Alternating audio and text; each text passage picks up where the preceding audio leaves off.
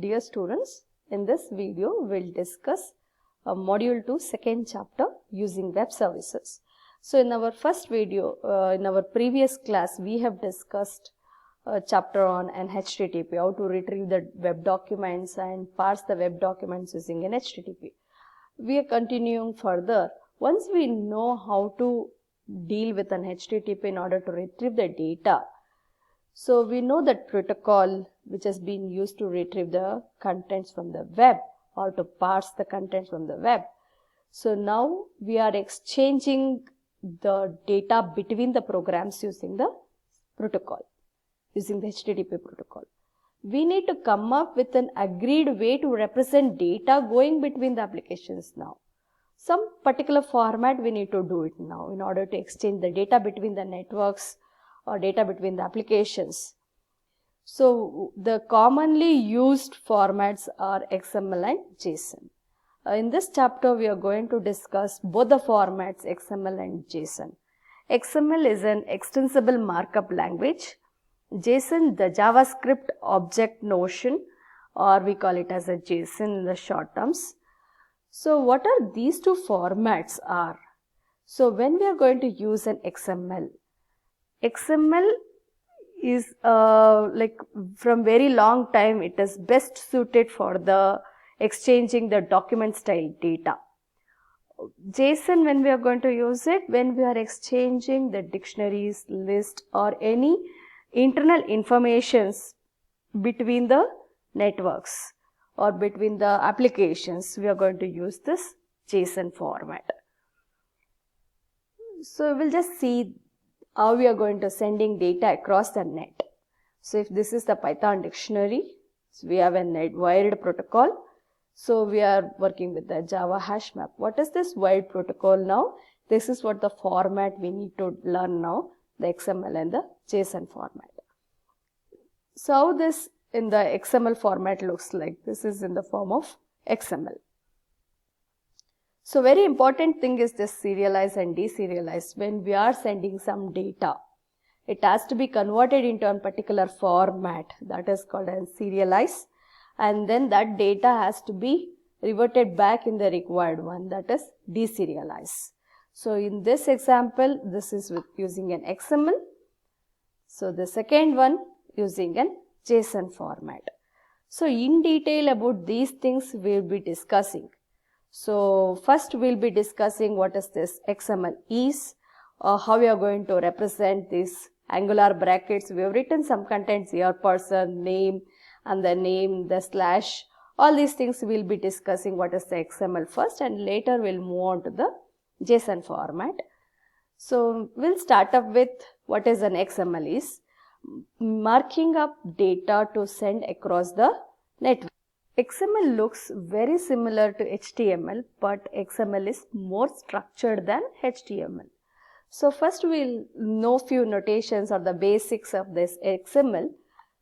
Start tag, person, which are in the green color, all these are the start tag. Inside this angular brackets, person, name, phone, these are the start. End tag, at the end, once we have a start tag, it has to be written with an end tag. The same content whatever along with the forward slash. You can see here the name, end tag, phone, person, end tag. Text content. So in between wherever you require, you might have written the text content. Here we have written the text for the representing the name, for the phone number. So this is the text. Attributes. Whenever you are writing an attributes, you are going to write what it is and what is the value associated with that attribute is. We have two attributes here, type and id. Self-closing tag. You can observe for these things there is a start tag and the end tag, but few things it is not included the closing. Even in the start you don't have an angular bracket, closing angular brackets. This is called as self-closing tag. These are the basics of the XML. So and one more thing in this example, right? So the person is the first level. Inside that we are writing the name, phone number. So this number belongs to this phone. this internal one, and then we are closing that, and then this is again an email and it closes this. You can observe here an indentation over there, like we have some white spaces between the things. So was that very important in an XML? Definitely no. Then what is the reason for giving this extra spaces over here? So this thing can also be written like just person, and there is no end, like when you are going to end this. So you can have any lengthy thing. We have written it here. So was mandate? Definitely not. All these things of indentation has been maintained just for the readability. So white space is not mandate in the XML. Just little more XML content, how it looks like with a different example, the title, ingredient. With some particular example, when you are preparing some recipe, it has been used here. So you need not to worry about what is this content. You just need to know how you are going to write the indentation in the XML. But this is just for the readability to know this particular contents where it will come. So which one has to be closed first in order to know these things.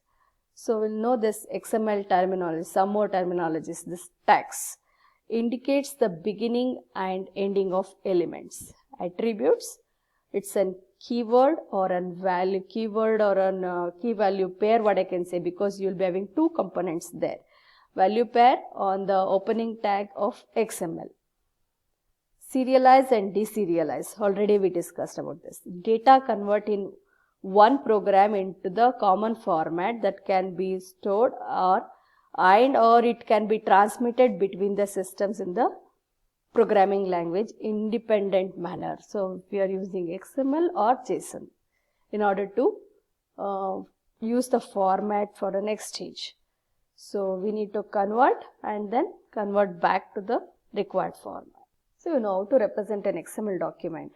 It would be helpful if we can convert this document into a tree structure. And we are going to draw the tree. This top tag, that is the person, will be the first parent tag, and the inner one, next levels, will be considered as an child nodes. So that's what we have written here, the parent one, that is person. So for this we have childs, this name, phone, all these are the child. So this is wrong, this is supposed to be an email. Person as a parent, name, phone and email are the three childs for this parent. So for that we have a value over here for that name. That value has been written in this rectangular curved rectangle. So this phone is again having a value, that is the phone number, but the attribute of this phone has been given here. It is in key value pair, and for this email we have only attribute, no values associated with this. For that we have written a key value pair. Please correct this. This is a email. This is how we can represent a tree of an XML document. So it would be very helpful in order to analyze any XML document if we convert it into a tree format. Next we discuss how to parse the XML. Parsing XML. Here is the simple example or a simple application that parses some XML and extracts some data elements from the XML. So how we are going to implement this in a Python? That is what this example is. First you need to import xml.etree.elementtree as et. What does this meaning is? This is the name of the library. We want to import this library with an alias name et, capital ENT. This can be given any valid identifier name. So the purpose of doing this, so whenever we want to extract any files, any methods or the functions inside this or the constants, it would be easy for us to write this. That's it. So we are assigning this XML tag, whatever this XML tag, into the variable data. So we have written this. So already we know how to write an XML, the same here, but it has been written within the triple quotes. The string can be written in three formats actually. The single quote, double quote and triple quote. Here it's been written with a triple quote. You are writing this person, the name, all this data, that is the XML content, and then we are assigning for the tree this et dot from string. This is the method inside this library. We are invoking that method by passing this data as a parameter. And what we are doing from that, we are extracting this text content in the XML. So we are printing the name. Name, it's in between the name tags, right? So tree is the element for this person now. That's what we created. Tree is an element for the person, and we need to create an element for the name, and then only we can able to extract the text inside that name. So tree dot find, this find method for this name. So we are creating an element for the name tag, and then we are extracting the text out of that.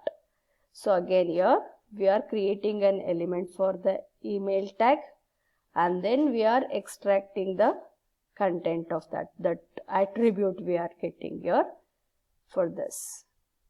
So you can observe here the XML, we followed the format while writing this XML content.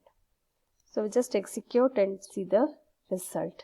Yes, we are extracting for the name and the attribute, we got it. What if I don't follow the format of writing or this indentation while writing an XML? Definitely this indentation is just only for the readability, as I already told you, nowhere related with the spaces. So here I've just given everything continuously. So even here we can able to get the same results, no changes in this. But if you are not following the indentation for the Python script, it won't work. Be careful with this. The next topic is looping through nodes. XML has multiple nodes, and we need to write a loop to process all the nodes. So here is an example where it is having multiple levels. If you want to access through all these, then we need to use the loops. So we have written stuff, users, inside that user another two users are there, where each user is having their ID, name and all. Now we need to retrieve each user ID, name. How we can retrieve? Using a loops. We know already how to do all these things. So the next important thing in this, or the difference what we compare with the previous, is, you know, this from string we get the element of the stuff. Yeah, this element we are going to get it. So using that we can able to access the contents. But in each of this we have multiple data here. So what we do is, instead of accessing one by one like that, we are just finding all. So we are creating or getting the list. Stuff.findAll users or user, you get the list for that entire, and then you are counting how many you have. So length of this LST. So we have 2 users in this. So the length will be 2. So we need to extract each element from both of that user. What are the different things we have in each element of the user? The name, ID and the attributes. So that's what we are extracting here. So first we are extracting the name, using a find method only we are getting it. The name tag, get the text, ID tag, get the text, attribute, it is a key value pair, we are using a dictionary format, item.get this X, what is this value associated with that. So using that we are getting these data. We just execute this, sorry. So we get the user count 2, the name, ID, attribute of the first one, and the user count, name, ID and attribute of the second one. So with this I am winding up the session. In the next tutorial we will discuss JSON and how to do parsing on the JSON. Thank you for learning.